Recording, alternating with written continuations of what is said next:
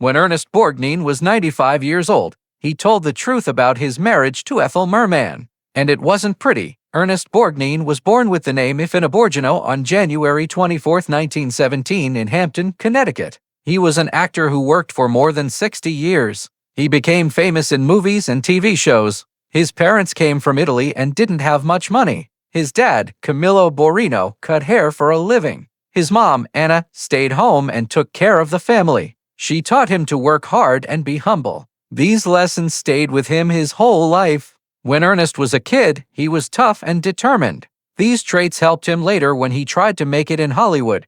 Ernest's road to becoming an actor wasn't easy or normal. When he was young, he worked lots of hard jobs. He shoveled coal into furnaces and worked as a bartender. These jobs taught him about regular people. This helped him act like real people in his movies later on. He joined the US Navy during World War II and served his country well. He learned about hard work and teamwork in the military. This made him better at playing tough but caring characters on screen. Directors and other actors liked working with him because he was professional. After he left the Navy, Ernest really wanted to be an actor. He went to school at the American Theater Wing in New York City. He started by acting in plays at small theaters. He learned how to develop characters, use his voice, and show real emotions. He kept trying and eventually got roles in movies and TV shows in the 1950s. People started to know him as a good and dependable actor. Even though he looked tough and often played tough guys, Ernest was really good at showing warmth, weakness, and humor. This made his characters more interesting instead of just being one-note tough guys. One of Ernest's most famous roles was in 1955 in a movie called Marty. He played the main character, a nice, lonely butcher who was trying to find love. His acting in this movie was so good that he won an Academy Award for Best Actor. This award showed how talented he was and how he could make people feel emotions through the screen. Marty made Ernest famous in Hollywood and showed that he could capture what it means to be human. This became what his career was known for. After Marty, he was in many other memorable movies like From Here to Eternity, The Dirty Dozen, The Wild Bunch, and The Poseidon Adventure. He showed he could act in many different types of movies, dramas, war movies, action, and adventure films. Ernest was also very famous on TV. He became well known with roles in shows like McHale's Navy. He played Commander McHale, who was funny, smart, and lovable. People of all ages loved watching him. His work on TV showed he was funny and proved he could do both serious dramatic roles and light, fun entertainment. Over the years, he kept appearing as a guest on many TV shows, did voice work for cartoons, and even did commercials. This proved he could adapt and was committed to acting even when he got older. Ernest's personal life was as colorful and dramatic as his long acting career. This was especially true with his 5 marriages. Each marriage had its own story and meaning. Ernest's first marriage lasted from 1949 to 1958. He married Roa Keemans, a woman he met while he was in the Navy. This marriage was a stable time for the young actor who was balancing military service with starting his entertainment career. Ernest and Keemans had a daughter named Nancy, who was born on May 28, 1952. Nancy grew up watching her father become famous in Hollywood. She saw him get his first big movie roles and develop his special way of acting that mixed toughness with vulnerability. Even though their marriage ended, Ernest and his daughter stayed close throughout his life. After he divorced Keemans, Ernest married the famous Mexican actress Katy Gerardo in 1959. Gerardo was known for her powerful acting in movies like High Noon. She had a fiery personality that she brought into the marriage. Their relationship lasted until 1963 and was known for being very intense.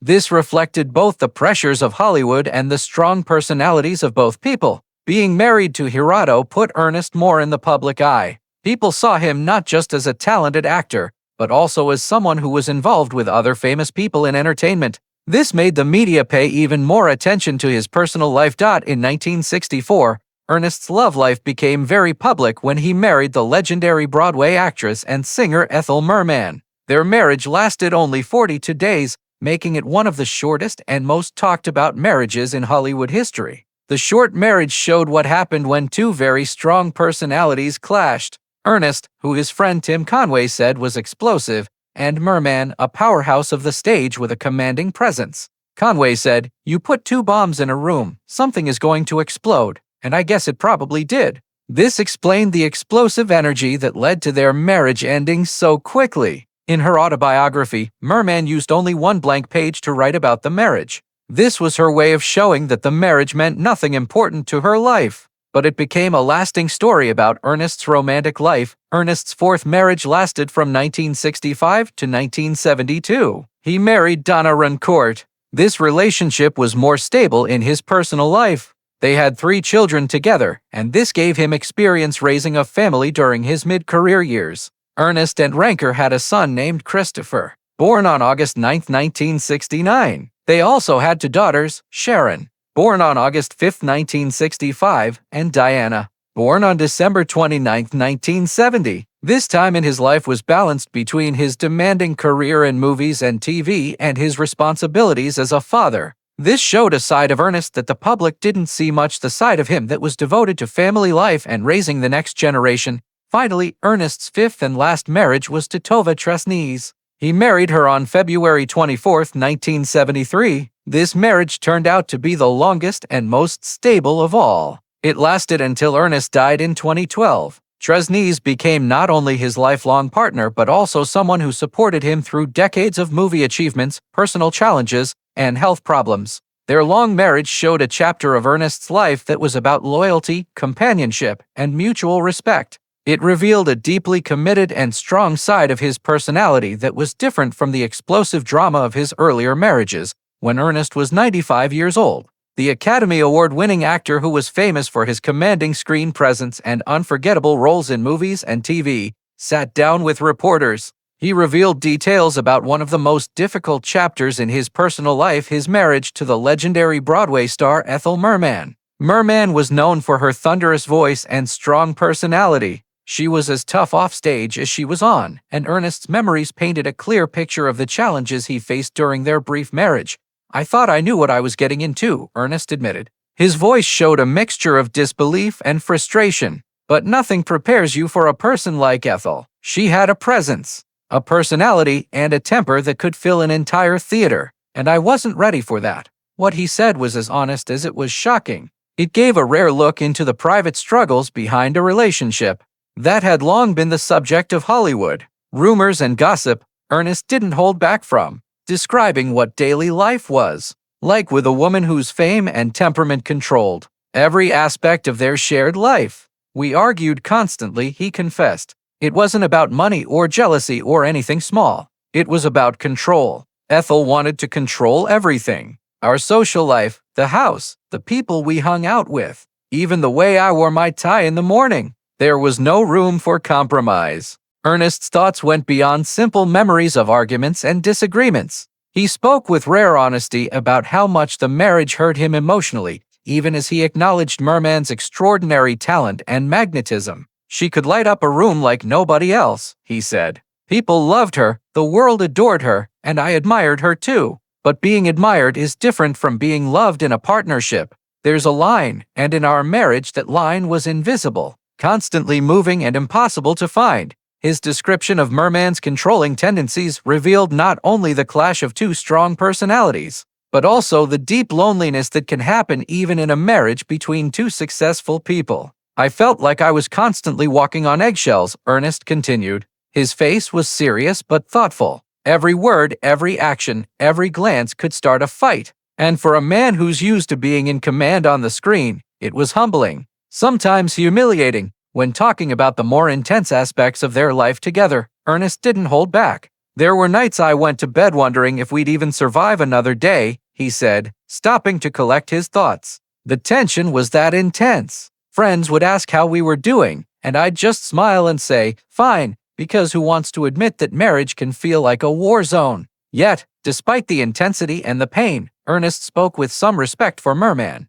He acknowledged that their difficult connection was as much about her extraordinary character as it was about them not being compatible. "Ethel was a force of nature," he said. "You can't blame someone for being who they are. You just have to recognize when it's not the right fit for you." Ernest's honest revelations show how complex human relationships can be, especially when 2 larger-than-life personalities collide. While the marriage ultimately ended, his thoughts offered a rare combination of honesty, humor, and empathy. "People always ask me what went wrong," Ernest said with a wry smile. "I tell them it wasn't her, it wasn't me. It was both of us in a way to strong people, both unwilling to bend.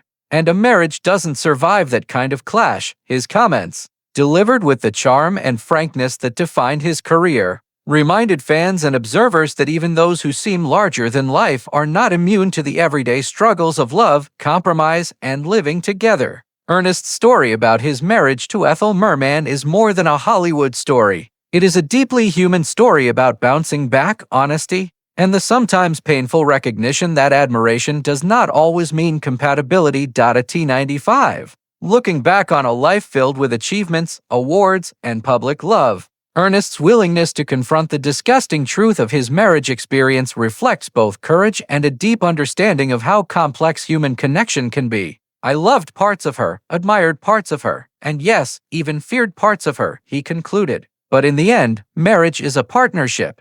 And sometimes, no matter how much you want it, that partnership just isn't meant to be. Ernest Borgnine, the legendary actor whose career lasted over 6 decades and whose presence in Hollywood was iconic, passed away at the remarkable age of 95 on July 8, 2012. He died at the prestigious Cedars-Sinai Medical Center in Los Angeles, California. This hospital was known for treating some of the most famous people in the entertainment industry. This showed the level of care that Ernest received in his final days. In the weeks before he died, Ernest had surgery. He faced this procedure with the same quiet courage and determination that had been part of his approach to both his personal life and his acting career. The surgery, though necessary, was part of larger health challenges that had come with his later years. Yet he remained remarkably active and engaged with life despite the inevitable weaknesses that come with being very old. In the days right before his death, Ernest had visited Cedars-Sinai for a routine medical checkup. This showed his typical attention to his health and well-being. Even at 95, he stayed aware of his condition and the need for ongoing care. This reflected both a respect for life and a practical approach to managing the difficulties that come with aging. Those close to him noted that his visits to the hospital were met with his trademark charm and warmth.